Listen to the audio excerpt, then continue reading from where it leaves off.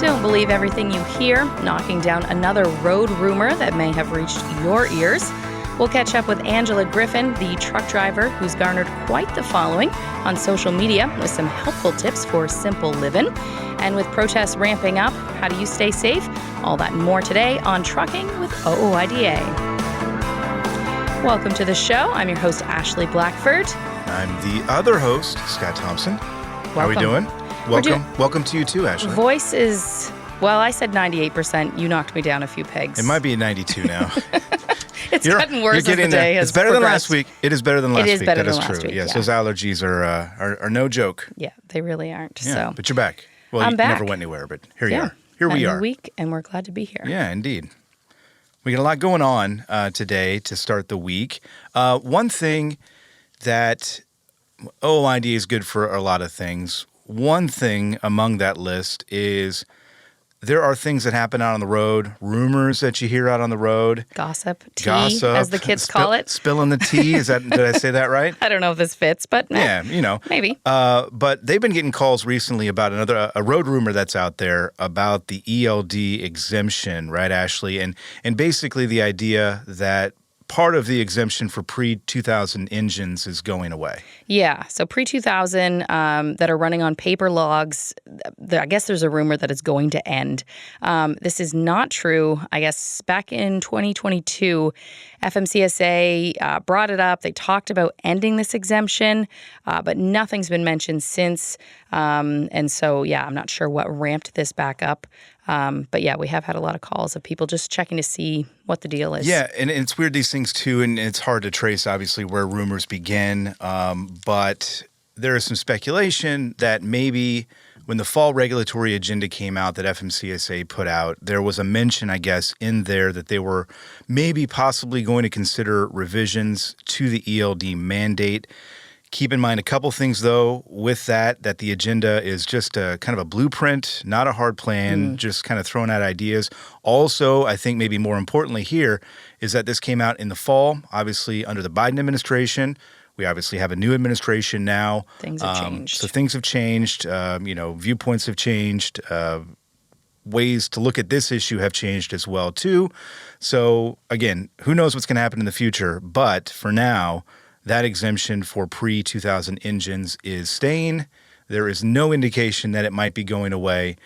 So those of you out there that have been living and working under that exemption since, 2017 or maybe even sooner, but have been working under that exemption will continue to work under that exemption. I guess long story short here, don't believe everything you hear, especially on the road. And if you do, call OOIDA. If they don't know, they'll figure it out for you. We'll give out the cell phone numbers of everybody working in compliance there. Yeah, for sure. Some other news. More problems on Interstate 40 at the Tennessee-North Carolina border. Back last year after Hurricane Helene, that caused some issues with flooding, rock slides. There's some more issues there going on causing some delays, right, Scott? Yeah, this is the same stretch that was shut down last year after Hurricane Helene. Obviously, there were, I think, hundreds of roads that were closed following that hurricane. But this is the same stretch of roadway there on Interstate 40 between Tennessee and North Carolina on the border between mile markers 446 and 451. The story here is that they had, if you've seen the video out there, it's pretty amazing. They've had a lot of rain, they've had flooding, they've had rock slides. That stretch of highway has been shut down. Crews are out there. They're working to try to clear this all up. But I know there's rain, I think more rain in the forecast maybe this week. So there's no timetable for reopening that. But again, it's one of these things that just keeps happening obviously over the past year or so. There are detours in place. Do not, however, if you have a commercial vehicle, do not take US 441 through the Great Smoky Mountains National Park. They sent out a reminder there reminding folks that may be listening here that those roads are not equipped to handle commercial trucks. So just follow the detours that are there for, I think they're mostly major interstates. We'll see how long it takes them to get that up and running. But it looks like they're going to have to make some changes maybe for the long term here to make sure that these roads are going to stay open in the future. Speaking of delays, Oregon, superloads, 31 planned for this one's summer. cool. Now, I love a good superload, but I would not love it if it was delaying me. If you were behind it, yeah. But, a video online, yeah, like bring it. Like we want to see it. But yeah, the port of Morrow, I'm saying that right, and the Idaho border. Yeah. I believe the first one started last week. I think it was last week, yeah. But they have 31 planned for over the summer. 31 in all. Yeah, I'm fascinated by these as well, and I know you've talked to a couple people over the years, and I have as well. The folks that are handling these superloads. It's impressive, really, when you think about all the different moving parts that have to go into play here to make these things happen. It's not just as simple as getting a lead car and getting a stamp of approval and hitting the road. Yeah, right. It's really impressive. I think I talked to someone a few years back. They were hauling some antique house, some vintage house, through the streets of San Francisco. So, it's fascinating. I would really love to talk to these folks that are doing these 31 superloads, and hopefully we can get them on the show to talk about it, because it's really cool. And again, it's a big operation. Yeah. Kudos to those folks, for sure. Kudos also to the Kenworth people. I caught this online. The 2025 Kenworth Truck Parade just happened in Chillicothe, Ohio. This apparently was the 4th annual one. Looking at pictures, too, of this, too, it looks like a really cool event. Yeah. They were going through the heart of downtown Chillicothe there in Ohio. And a lot of cool trucks. Seemed like they had a pretty good turnout there. Yeah. It's always fun to see this kind of thing, for sure. Celebrating 6 decades, which was really cool. They had different trucks kind of throughout the years. They had one from 1923. Yeah, I which saw was that. built the year the company was founded, and then models from the 40s, 50s, 60s, and then I think one from today, their like newest edition of the W900. Yep. Yeah. I saw. If you look at the pictures online too, they're passing what I think is a theater. And on the marquee there, instead of, showtimes or whatnot, it just says simply on one side, "Thank a Trucker," which I thought was cool. I'm impressed you recognize that. I'm not surprised, but I'm impressed. Yeah, no, I was pick up on things like that too, because you and I started here, kind of when the pandemic was starting, and that was a big thing then. Thank a Trucker. Louis Pugh, executive vice president here, always talks about that. Hey, anytime you're talking with somebody who's a truck driver, make sure that they know how much they're appreciated. They don't hear that enough out there, that, what they're doing is important work. I think one of my favorite Louis lines is, everything you have, aside from your children, a trucker delivered, which I think is a great line. A trucker didn't deliver your children. No. Although I'm sure there's some out there that have. So yeah, that would be a good story, too. That would be a great story. I'd love to hear that, too. Yeah, for sure. All right, switching gears now. This post, the Iowa State Patrol posted this on Facebook this week. A photo of a semi-tire completely shredded. Gone. The tire, just completely gone. The driver said he was aware of the tire issue, but he was, quote, trying to get to a truck stop he liked. Yeah, that sounds a bit like the dog ate my homework excuse. Or I don't know. I believe him, though. Maybe, I guess, but... You don't have a favorite, stop? If you're out on a road trip, you're like, we got to stop here. If it has a clean bathroom and a place to fuel up, I'm good. But yeah, I don't know. I mean, that's probably not going to fly with law enforcement. Oh, no, definitely not. I don't think they were. I do think they found some comedic relief in it as far as posting it. They did post it, yeah. So but I don't think they found the humor. I'm curious if that person was kind of tongue-in-cheek too. Hey, I was just trying to get to my favorite truck stop, for sure. If you have a favorite truck stop or a story like this, we'd love to hear it. We do have a hotline, 1-800-324-6856 is a number. Call, leave a voicemail. We'll listen to it, and we might put it on the show. You can also email us at podcast@ooida.com as well. We'd love to hear from you. And speaking of hearing from people, we spoke, Ashley, or we're going to speak here with Angela Griffin. Yeah, I found her on YouTube. She's a trucker, a content creator, and she just has some fascinating content. And so, I'm really excited to see how she got started and what she's covering. And that's up after the break. We'll see you then.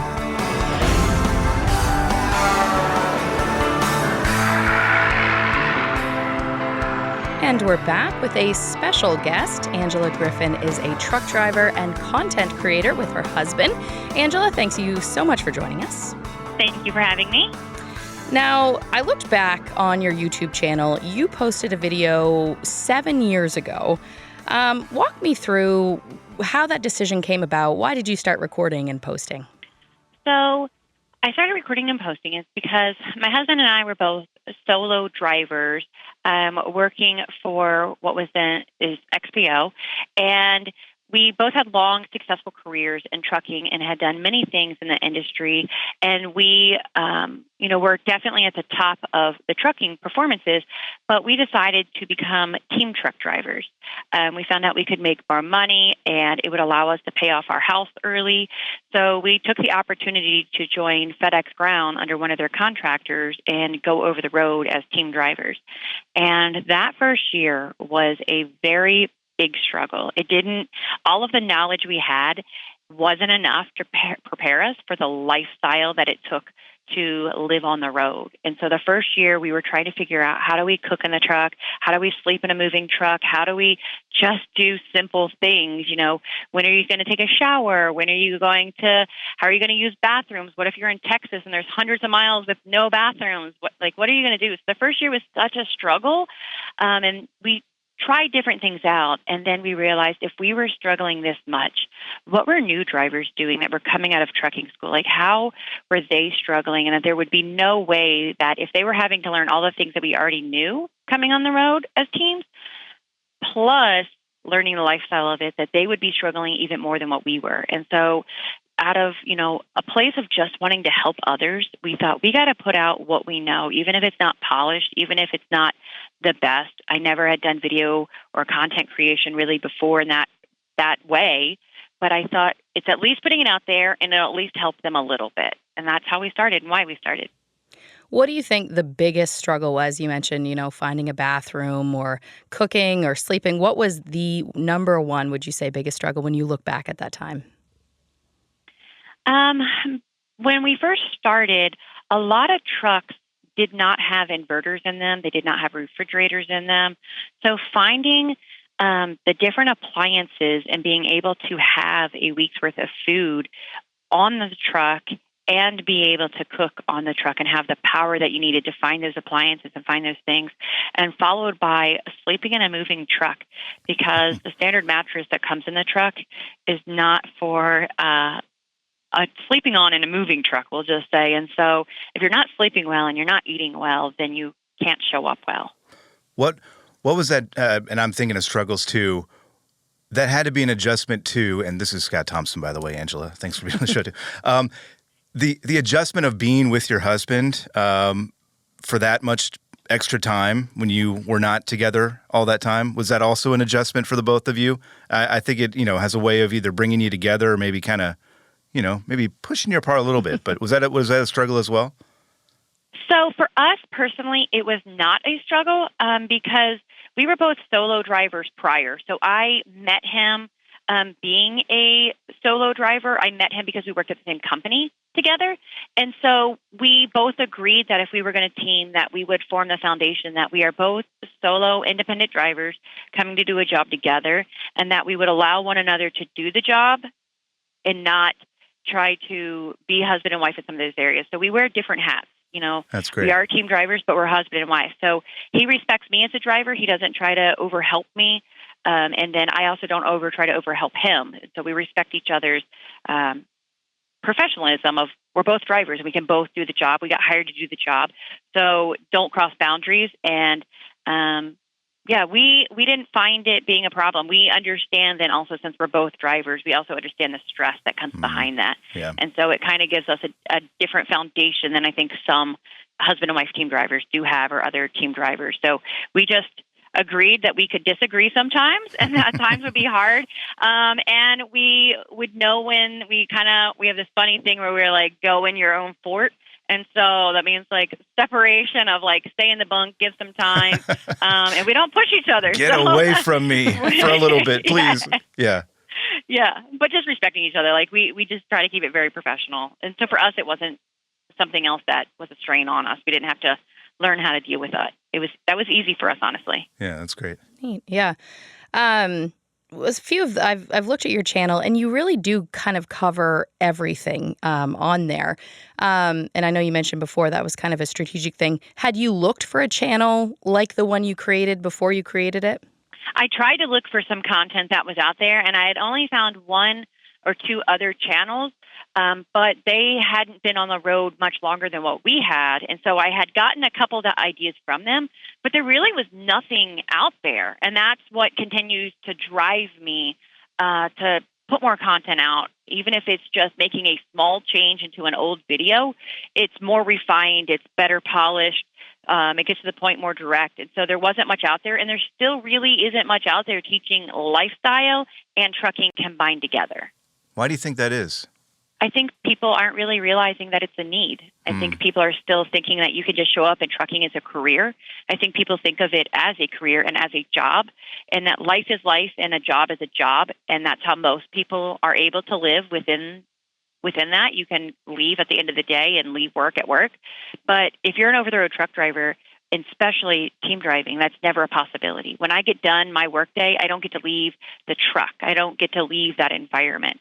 And so being able to merge learning the lifestyle and understanding the importance of every small nuance has a big impact, that you can't leave work and home in separate categories. They are together. And I think people aren't recognizing that. And I do believe personally, we don't have a driver shortage problem. We have a driver retention problem. Yes. We have the problem of not teaching drivers and equipping them well, setting them up for success. We're still thinking of it as a career and having a family life and a home life. We're not thinking of it as all inclusive and all encasing, and teaching them that it's both together. And after a couple of years, they're burnt out and they just can't do it. Yeah. You mentioned earlier, the importance of, being active, and then the food aspect of it. A few of your videos, you focus on, Thanksgiving, Christmas in the truck, cooking healthy meals, storing fresh produce in the truck, cooking fish, which cracked me up. Yeah. Why There's is a it? lot of people that think it's crazy if they're like, Yeah. oh, you're going to stink your truck up and that's going to be horrible. That's exactly what I thought as well. Talk to me about the importance, though, of, learning to cook in the truck, that it is possible, but also, cooking healthy meals. And, I know we've talked about that a lot. A lot of truck drivers just opt for kind of the faster options, but the importance of having those healthy options. And so for me, I'm glad you brought that up, because for me, and like you said, lots of drivers have that as their backup of they can just grab something out. They can grab a fast meal. For me, I have food allergies, so I have to be gluten-free. And then I also have other health problems that require me to eat a well-rounded meal and not eat out, because I can be exposed to gluten very easily, and that will make me very sick, and it could take me months to get better. And so for me, it wasn't an option to eat out. So it was I had to figure it out, and I just had to do it. And so there wasn't an alternative solution for me or a possibility. I just had to do it. And then also going from, I was a local pickup and delivery driver prior, so I was very, very physical in the trucking industry, and going on the road is very sedative. And so I knew that I had to eat well to kind of bridge the gap between going from very physically demanding to very sedative, and cooking in the truck and finding out what appliances work best, and having, like you said, the highest quality of food and the freshest food that I could have on board would help make a difference. And, I know this is radio and on air, but and people can't see me, but if you look at my physical physique, then you would know that it's doing something. And I am a very small person, and I've been able to maintain good health physically and many dynamics by eating well on the road. A few of your videos, you talk about customizing your semi, and I know we joke around a lot here about customizing our offices. I mean, that is essentially your office. How important is it, mentally, to have a place that is your own? I know, if obviously you don't own the truck, you can't make a ton of changes, but you can make some changes.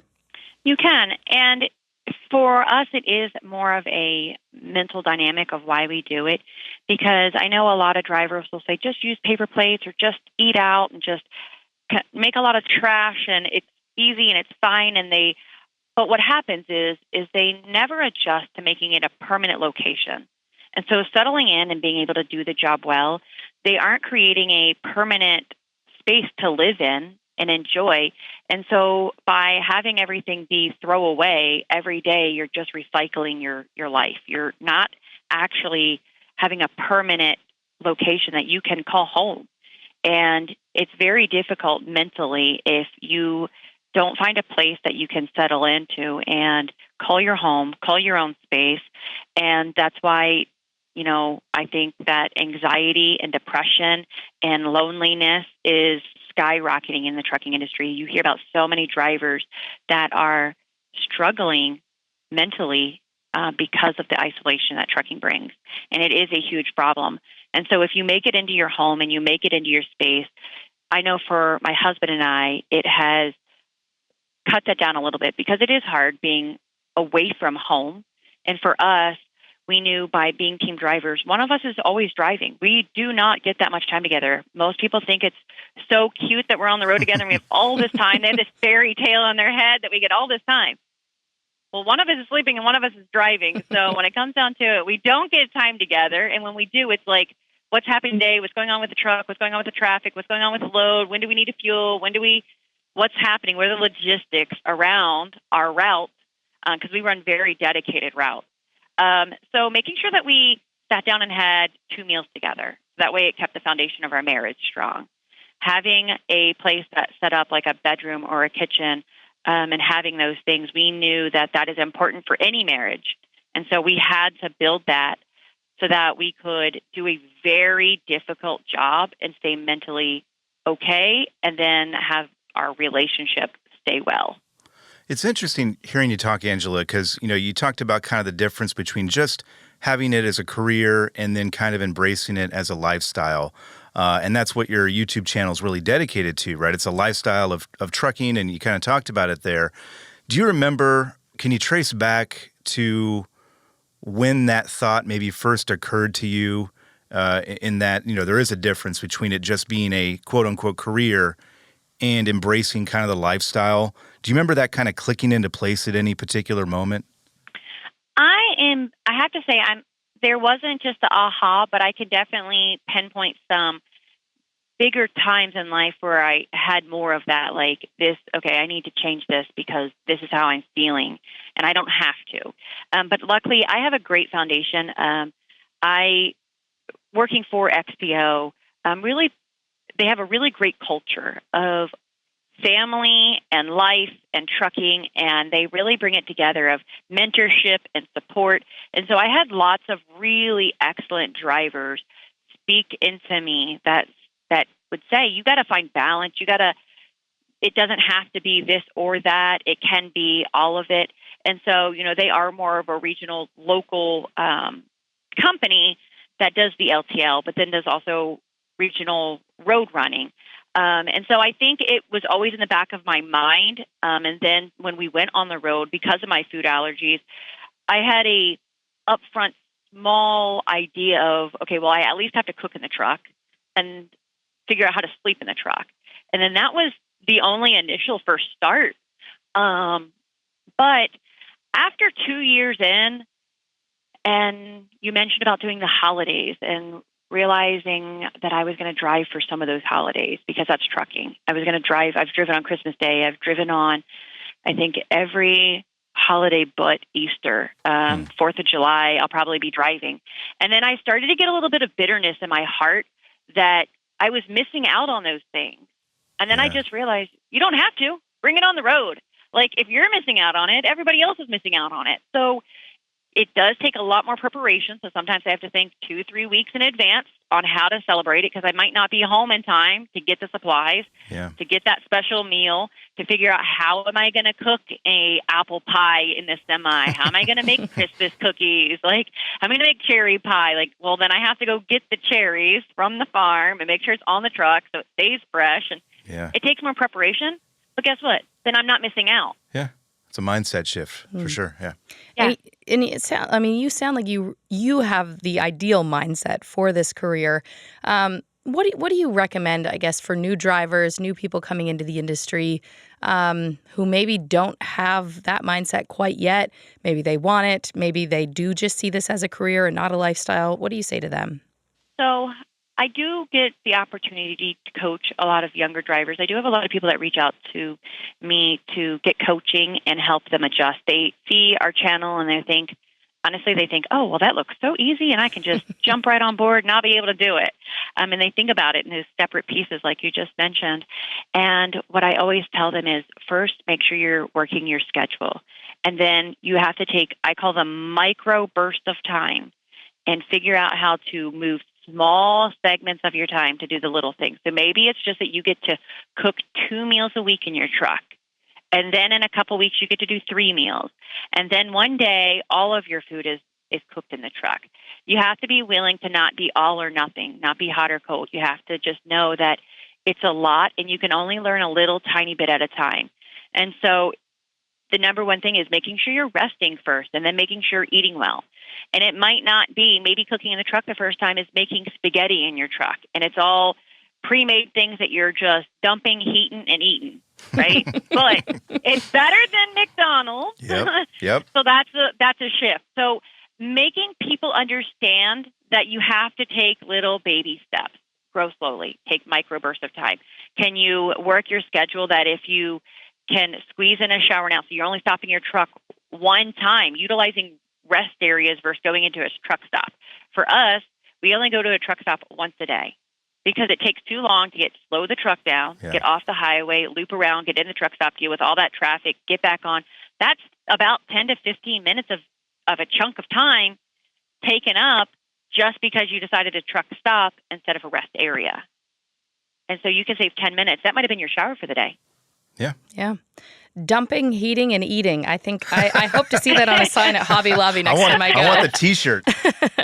Angela, we've got to take a short break, but I do really appreciate stick around. And coming up, we want to ask you about your driving skills, which I know were recently put to the test. So stay tuned.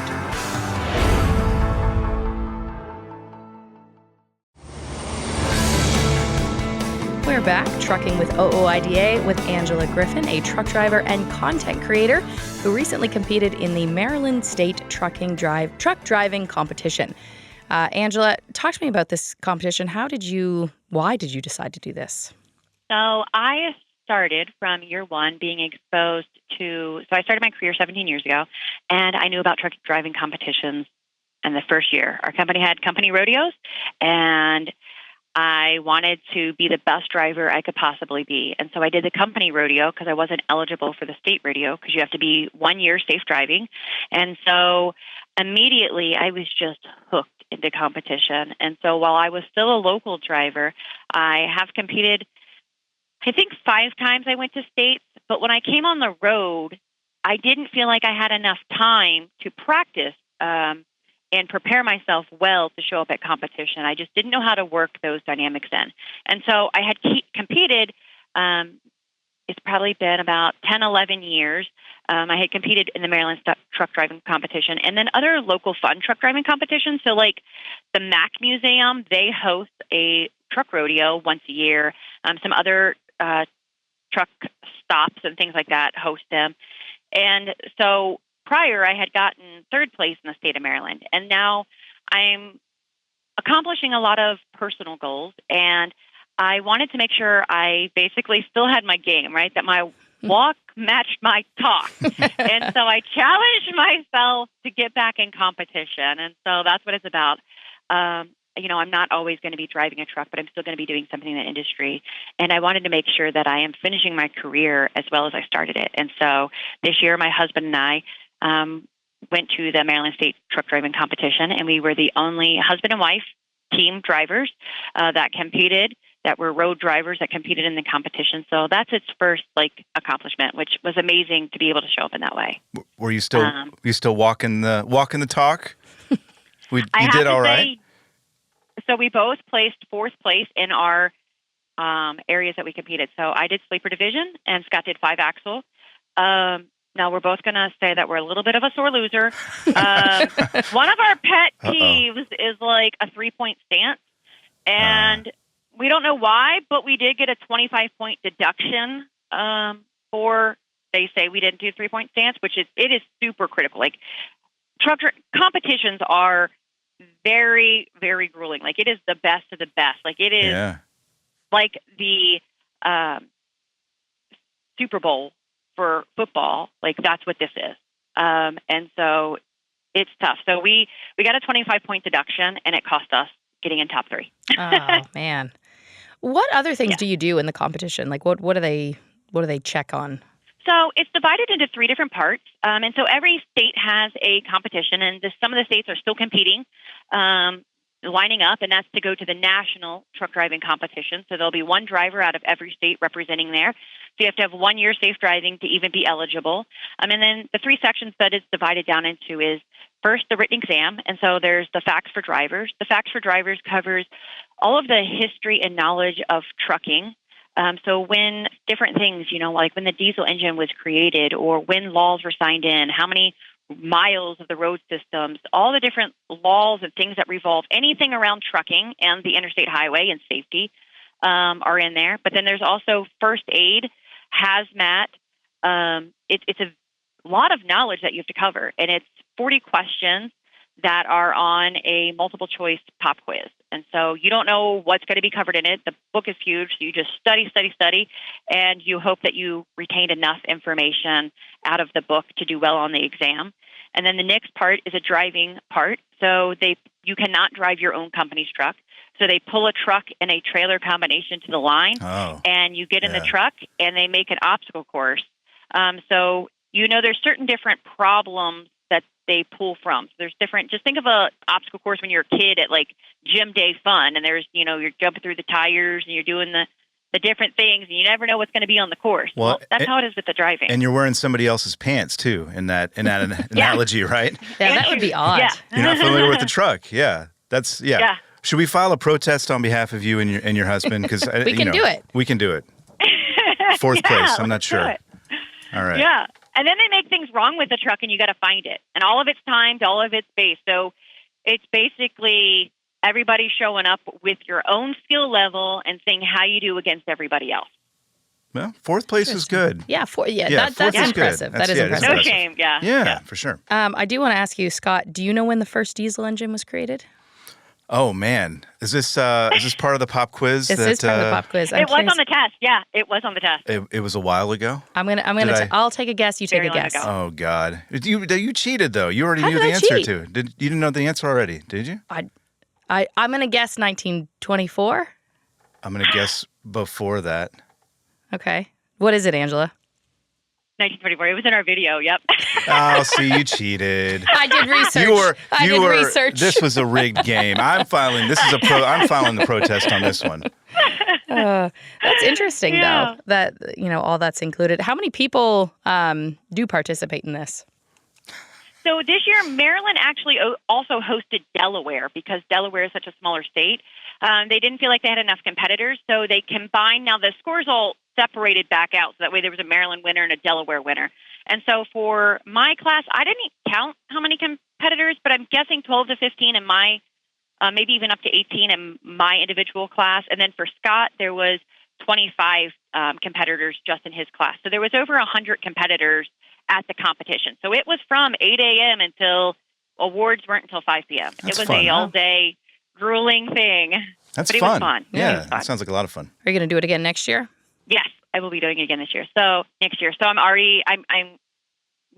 going to keep reading the book all year. And I also became friends with the first place winner in Scott's class. She also works for FedEx. And the other fun fact is that there was only 4 women that competed in all of state of Maryland and Delaware. Wow. And so that's also another thing. Not only were we just husband and wife, but 1 out of 4 of the women out of the whole competition. And so there was a first place female winner going to nationals. And so she's asked me to help prepare her for a national competition. So I'm going to set up practice courses for her. I'm going to make pop quizzes for her, set up pre-trip inspections to make things wrong with the truck and help her prepare to go because that's another big thing. There are not many women in trucking showing up in these competitions and doing well in them. Yeah, I was curious about that. I mean, especially from your perspective, how is the industry doing when it comes to female truck drivers? There's definitely a lot more female truck drivers. I love seeing other women out here and driving, and then to see them wanting to show up in a similar way as I am and wanting to compete and want to be the best driver. I came to trucking because I loved to drive and I wanted to be a truck driver. And so to see other women out here wanting to do the same, so knowing others, like right now, all eyes are on for people that are competing. Ida Daly, she runs for XPO, and this is her 18th year showing up to the national truck driving competition. And that's who I kind of look towards, is women like her. Joyce, who is competing, who I said I'm going to be helping out, this is her third time going to national truck driving competition. And so those are the ladies that I look up to and that I've modeled my career after. That's awesome. Scott, anything? I mean, we've talked about your YouTube channel. I think you've got close to 18,000 subscribers at this point. You've been doing it for a little while. And we talked about it, in terms of kind of doing the looking at the industry as a lifestyle. What are you hoping, I suppose, people that come across your page and watch the videos, and people should, if they're listening, go check it out. They're entertaining. I think you're going to learn something when you go to the page, and you're going to have some fun doing it too. But you've got a wide variety of videos. Kind of how do you choose what you're going to, I guess, cover on any particular day? So sometimes there's a lot of thought behind it, and then other times I'm going to be honest. There's not much thought behind it because we cover 5,000 miles a week, and sometimes there's a lot of traffic or there's a lot of weather, and it's just a lot to endure, and the job is just hitting us hard. And those are times that I might just say, let's just do a cooking video or let's do something simple. And then there's other times that followers request something and they say, I'm really struggling in this area, help me. And then there's other times where recently I did the day in the life. Funny enough, it took me like 2 weeks to film a day in the life because we moved so fast that I couldn't stop. Yeah, I couldn't stop enough to film to capture it all. So it took me 2 weeks to capture a day in the life of us. But then we have A day and B day and so it's fun. But I think the biggest thing is, for us, there's nothing off topic. People, it's life. There's nothing to be ashamed about. Even things like talking about a composting toilet in the truck. There's people that are schoolies and van lifers, and there's people that live on homesteads. That's the way they live. And so there should be no shame to say, hey, I have a composting toilet in the truck, or hey, this is real life. Let's figure out the best way to bring it into this really tiny environment.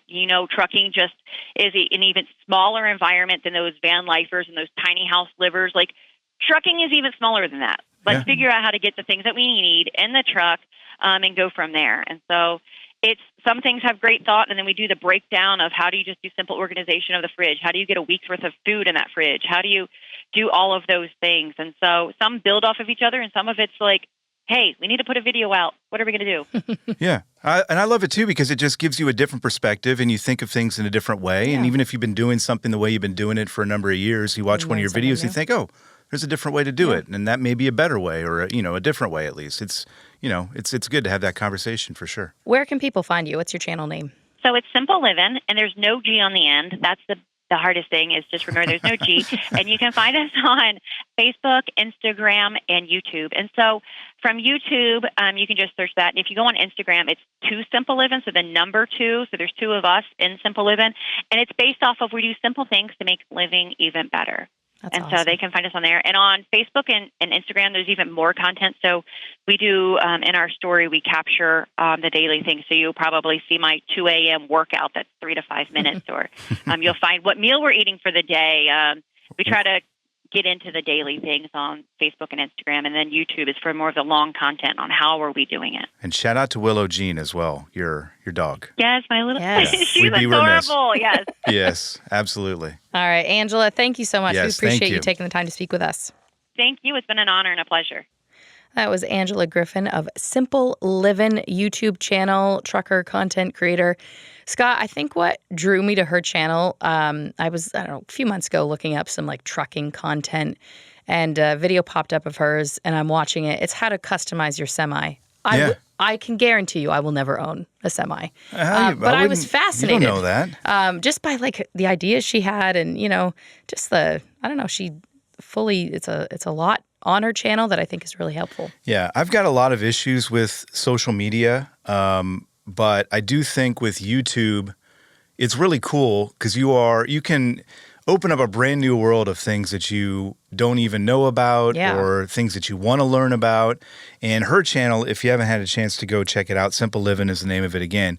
It's really cool, I think, for even people who aren't in the industry to get a sense of what it is like to be out on the road. And she's got great advice, for various things. And it's a real good watch. And one of her most popular videos was a tour of a truck stop shower, which I was like, you know what? I'm sure they don't teach that in CDL school of like what that's like or what the process is like. I've watched a few videos on, how that works. It is kind of fascinating. Yeah, it is fascinating. And again, it's cool to have that window into, into their world. And she's got a very fulfilling life. You can tell just from, from the videos that she puts out there and with her husband and Willow Jean. Again, I was confused. I was like, do they have a mutual friend? Yeah, it's Willow Jean. I had dog written down in my notes, but I did not know. You didn't take the time to learn Willow Jean's name. I did take the time, though, to find out when the first diesel engine was created. Yeah, well, you ambushed me with that one. I know. Yeah, but hey, you know what? I'll get you back. Don't worry. It's okay. We got a lot of show left. That's true. So we got some time.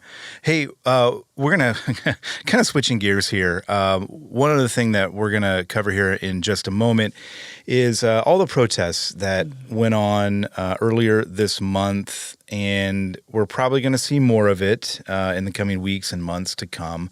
Either way, it's a good reminder, I think, going back to 2020 with all the protests that we saw then, and kind of how these things can kind of spiral out of control pretty quickly. We saw the situation in Minneapolis with the truck driver who encountered protesters on Interstate 35 West there.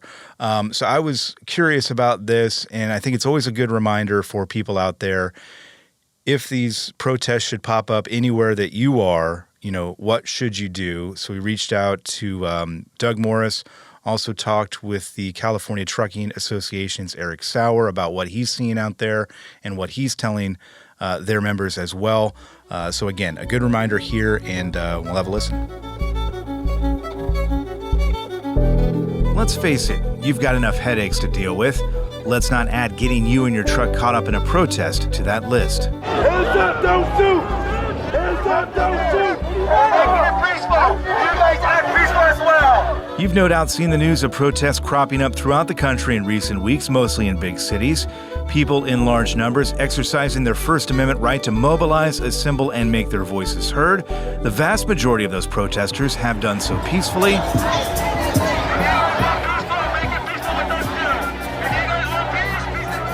A small number have not. It is mostly peaceful, but as you said, when it starts to disrupt, beginning to cause an impact on the rest of the city. If you incite violence or destroy our communities, you're going to be held to account. But either way, it can be a disruption for you as you try to do your job. Those disruptions were perhaps most apparent in Los Angeles earlier this month, with downtown LA being in the news for confrontations between protesters and agitators on one side and law enforcement on the other. The California Trucking Association was watching closely and communicating with its members about best practices. It's probably best to steer clear of those areas so you don't get caught up in it. The association's president, Eric Sauer, says the first step to staying safe and hassle-free as a trucker is staying informed. That is obviously going to have some impact on routes to where businesses are being serviced and truckers have their customers and have to keep providing those goods and services to their customers. And so what we've been doing is pushing out, the alerts, the information, websites, where to go, dot.ca.gov or lacity.gov, and just making sure in real time that they are, they know where to go, any route restrictions. We also provide them with travel tips, plan the routes carefully, avoid obviously going into what I guess you can call hot spots, the curfew zone, and make sure that you're carrying some, documentation that shows delivery manifests, manifests or anything relevant documents as well. But most importantly, just stay informed and monitor all the local news and the city resources for the updates on the curfew status. Doug Morris, OOIDA Director of State Government Affairs, agrees. Yeah, they should know, via radio or even call their dispatcher or call the local police if certain roads are closed down due to protesters. They should know where they're going and any alternate routes, and just in case, all of a sudden there's temporary barriers put up by protesters or whomever, and to make sure they have alternate routes, alternate ways to get out of there.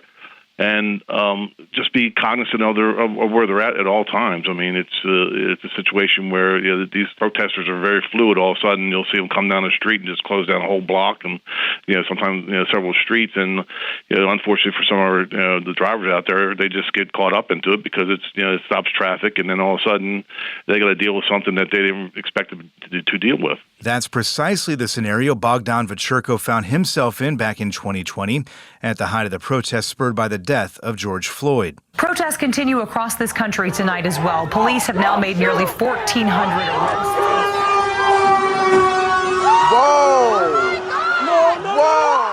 The tanker truck driver on the job when he drove through a crowd of protesters who had convened on Interstate 35 West in Minneapolis. The commissioner of the Department of Public Safety says the driver, Bogdan Večerko, likely saw the crowd and panicked. Nobody was hurt, but Večerko was initially charged with felony and misdemeanor charges that were later dropped. A scary situation for him, no doubt, and one he could not have expected. Sauer said the industry learned a few things from what happened back in 2020. Yeah, how important it is to stay informed. And whether that's through associations like OOIDA or the California Trucking Association or other state trucking associations, just making sure that you're remaining aware of, real-time updates, because these things sometimes they are fast-moving, and the last thing you want to do is get caught up in, where the incidents are. And I think the industry has done just over the years, with technology improvements. I mean, this isn't like the old days when we're using a Thomas guide and you have to bring out the big book and flip through it. You can get real-time information through technology, but you can also get those information and updates through associations like yours and ours. Part of this conversation is a shift we've seen in recent years. The United States, of course, was built on public protest, and that is protected by the Bill of Rights. But Morris says that a select number of individuals who want to cause havoc have learned something in recent years. Protesters are mixed in with the agitators, and unfortunately, we did learn a lot of things that these agitators wind up burning cars and burning police cars and looting and all that, all the bad things about this. And we learned that if you don't take control of it right away, it gets out of control. You have more folks show up, more agitators, more people that are generally not even part of the protest. They're there to loot. They're there to just cause havoc.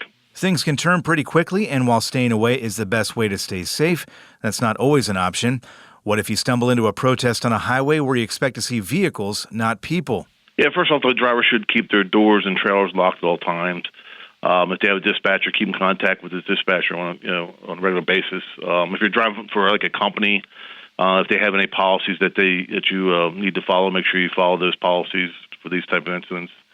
And don't attempt to drive through any barricades, either physical or people related. Just sit there, and if you're in the middle of the traffic and you're stuck there, you call the local police, call 911, say, hey, listen, I'm stuck in traffic here. I'm not sure what's going to happen, but I need to get out of this area. Can I get all police assistance to get me out of this area?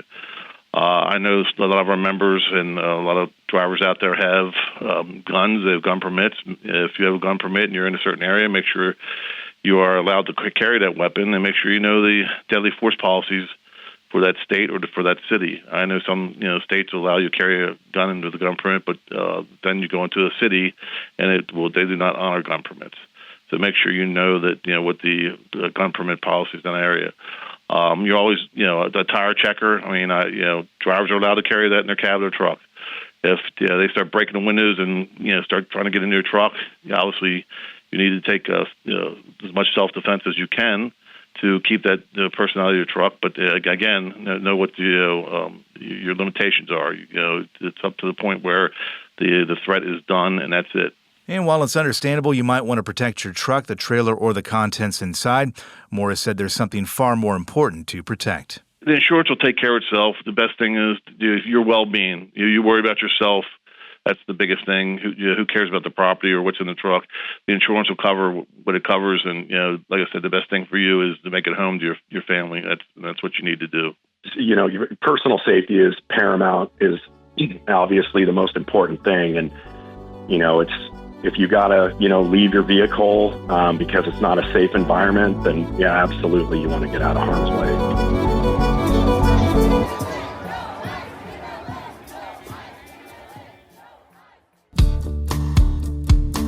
We've got one more item of business to handle, the Trump administration's decision to cancel California's vehicle emission standards, including a rule that called for a massive shift toward electric trucks. It's an issue Eric Sauer of the California Trucking Association has been following closely for obvious reasons. He called the move a huge win for the industry. I mean, we've said all along, and that was, partly with our lawsuit that we filed on the Advanced Clean Fleets rule, is these proposals, especially the ones in our world, are just unrealistic and unachievable. And I know that the industry knows that, we've made tremendous reductions over the years. And what's disappointing is in California, we had the on-road truck and bus rule, which was back a little more than a decade ago. And so we were it was the first rule of its kind. And the industry and others spent billions of dollars to be in compliance with this. So it's been done before, but this is, something that is, we've made the investments before. We also know that we're reading the tea leaves on where not only California, but where the country wants to go with zero emissions technology. And the reductions we made from the first rule, it's kind of disappointing that you don't really see a lot of pats on the back or acknowledgement from the industry. And the industry isn't looking for that. They just move freight. They just do their job.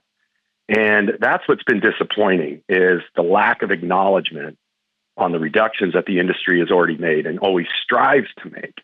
But then you compound that with a whole sweeping, change from diesel engines to zero emission technology, which is getting better, but it's just not there yet. We can talk all day about the issues with it. What we want to look forward to is having productive dialogue and working on some reasonable, achievable solutions. And I hope we can get there, and I think we can. But a one-size-fits-all type of, command and control regulation when the technology isn't there, the infrastructure is definitely not there, and the cost limitations on the industry, and for everybody for that matter, those things need to be, kind of looked at, and maybe there's a different approach that we can get to. So again, thanks to Doug Morris of OOIDA and Eric Sauer of the California Trucking Association for talking with us. Again, I think the basic takeaway here is just use common sense if and when these things pop up around you, and, be smart about it. Exactly. We are almost out of time here, Ashley, but we are working on a couple things for later in the week, including a new bill. Yeah, recent bill introduced by Senator Roger Marshall of Kansas. He introduced this legislation that would essentially require English proficiency to be part of CDL testing. So we're kind of digging into this, and we'll definitely have some more on it later in the week. We will have more on that. And also something else that's caught our eye, Truckload Carriers Association now calling on lawmakers to adopt a gallons-based user fee, kind of a way to take over for some of the lack in funding from the fuel taxes that are not coming in right now. So we'll have more on that as well later on in this week. For Trucking with OOIDA, I'm Scott Thompson. I'm Ashley Blackford. And we'll see you next time. Today's episode of Trucking with OOIDA was brought to you by a dedicated team of people that includes Jim Fetzer, Keegan White, Tennille Flick, and Kim Boren. Got thoughts? We'd love to hear them. Call us at 1-800-324-6856 and leave us a message. Or you can send us an email to podcast@ooida.com, and we might include it on the show.